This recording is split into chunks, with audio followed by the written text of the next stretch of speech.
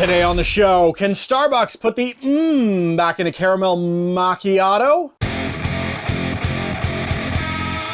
Welcome back to That's Rank, your home for food news and reviews. My name's Chris, and today Starbucks Coffee Creamer is making its very first appearance here on the channel, and we get to see where it stacks up against a world of international delight and Coffee Mate, and more importantly, see if it can take this god-awful coffee from Krispy Kreme and see if it can gain a little bit of respectability.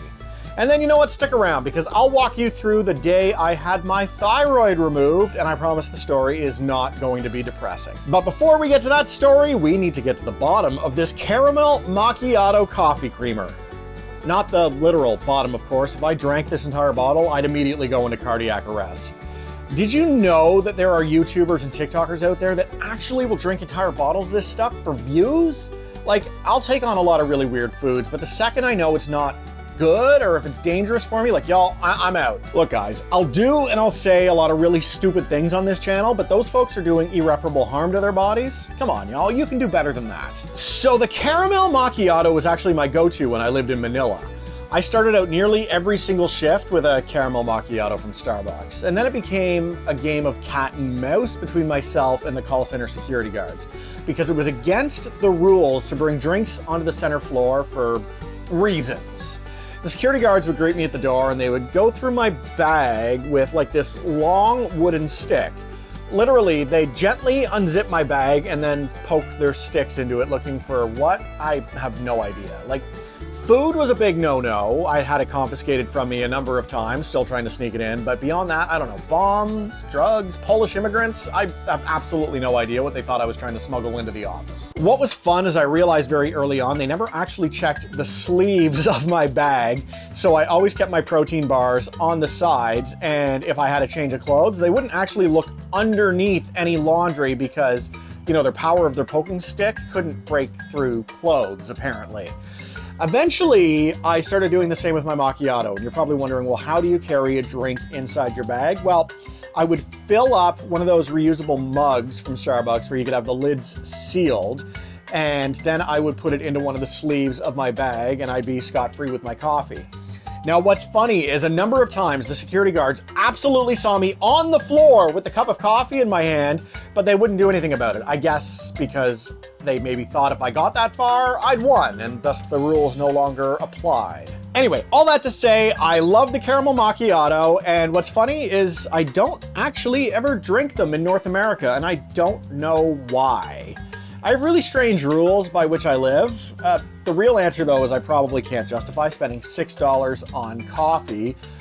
It was about $3 in the Philippines, so half the price, but not only was it cheaper, I was living out of a hotel, so buying fast food or stuff on the go was expected of me. Anyway, let's see if this caramel macchiato is gonna brew up a cup of nostalgia for me. And of course, as mentioned at the top, I am using the same crappy Krispy Kreme coffee I use every single week. I have no idea how many more of these I have. Way too many, that's for sure. Remember, just because something's on sale doesn't mean that it's a deal. It's a very odd design.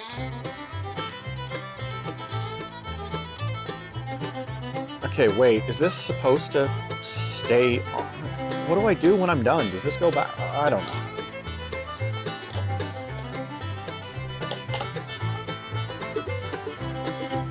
You're on tight. This lid sucks. Like, I don't know what engineering went into this, but Starbucks, y'all done need a refund on whoever you paid to do this for you.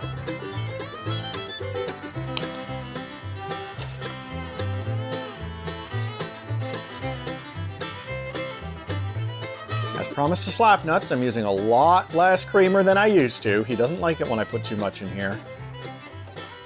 He spreads the same kind of rumors they used to spread about Mountain Dew back when I was in high school. He thinks that creamer shrinks your balls. I'm not commenting on what it may or may not have done to me.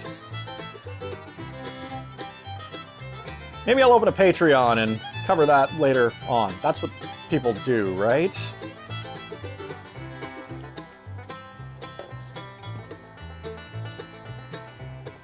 Ooh! We have ourselves a contender here for best overall creamer. It's sweet, but it's still light tasting. The caramel really punches through the taste of the awful coffee that I use. I'm trying to remember what it was that I've had that has topped the charts. I know Coffee Crisp is number 1. This is not better than the Coffee Crisp, I don't think, but it's close. It is better than the Hershey's Chocolate with Caramel, which I think is the current number 2. So I'm gonna give this a rating of 93 out of 100 because of the 9 that we've reviewed so far, this is my number 2 coffee creamer. So let's take a look at the updated big board to see where this stands. Good on you for sliding into that top tier Starbucks. Okay, I've gone ahead and pulled up some reviews from the Starbucks website, and we're gonna start with Mrs. Bingaman, who gives this 1 star and screams, "Please fix the lid." I have 3 little girls at home, ages 3 down to 4 months, so you can imagine I have 0 time to mess with any more spills. And aside, does this not feel like the start of like a Bounty paper towel commercial? Anyway, back to her. I am currently wearing creamer all over my shirt arm and in my hair. This stuff is beyond sticky even after I washed my arm. I have now washed my fridge and floor with half the bottle. Yes, it tastes great, but I'm highly disappointed with the bottle/lid. For the price you pay for this creamer, the lid should have a way better design and should not spill all over the place when you're just picking it up out of the fridge. Went from a highly excited to try this product tired mom to a highly ticked, still tired mom with one heck of a mess to clean up. Now, Mrs. Bingaman, I've got just one question for you. You mad, bro? On the other hand, Dawn gives this 4 stars and loves the creamer, but not the lid. I absolutely love the caramel creamer. I absolutely hate the lid. This is my favorite, so in spite of the poor lid design, I faithfully use every morning. I cover the lid with a dish towel when opening because it sprays sticky creamer everywhere. Cabinets, Keurig, my face, the dog. Your competitors have much better lid designs. Why don't you? Finally, Tori96 gives this 2 stars and writes, "The dairy-free caramel macchiato tastes awesome, but I'm almost tempted to pass because of the dumb lid choice. Aren't there people that test this sort of stuff before a ton of it is put on the shelves? It pops and spills and leaks everywhere and is so uncomfortable to use. Please change your lid design." So what have we learned today? Well, we've learned that this is a great creamer, but the lid is about as effective as a broken condom. All right, let's talk about my long-lost thyroid. Quick backstory to how I even found out anything was wrong. It was actually discovered by accident as a result of another health condition. Back in 2016, I had lost a lot of weight that led to issues with my blood pressure being dangerously low to the point that I had postural hypotension, and I was so weak I couldn't even stand up with feeling dizzy and like I was gonna fall over. My body eventually semi-regulated itself. The dizzy spells became a little bit more spread out. However, one morning at work in 2017, I toppled over mid-conversation with somebody and I was just out cold. Didn't even feel it coming on. I remember that morning I headed over to the hospital and they ran a CT scan on my head while I sat with my 2-month-old newborn in an emergency ward bed.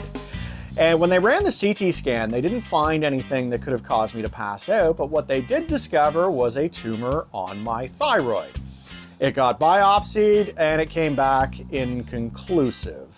So we went ahead and did the same exercise again in 2018 and the results came back inconclusive. In 2019 though, it had grown and the results this time came back with the bad news. This tumor is alive. So this thing had to come out of my neck for a couple of reasons. One, anytime that you've got a tumor that is growing, it leads to potentially moving cancerous cells around to other parts of the body, and obviously you'd rather catch things as early as possible and get it out of there before it causes further damage. But the other thing is too, even if it didn't do that and it decided to say self-contained, I was told I might soon have a small baby's arm protruding from my neck at the rate it was growing. So we decided to have that removed in December of 2019. I remember it was in the middle of cold and flu season and my wife had a lingering cough. And I'd regularly point that out by asking, "Hey, do you have a cough?" after she'd hacked so hard that I'm shocked a lung didn't come flying out and smack me in the face. I remember as well the hospital asking a whole lot of questions to me about my business in Wuhan, China, anything that I may have done there in the previous months, which was a test question that thankfully I could answer with great confidence, because not only had I never been to Wuhan, China, I didn't see any reason why I might ever visit Wuhan, China.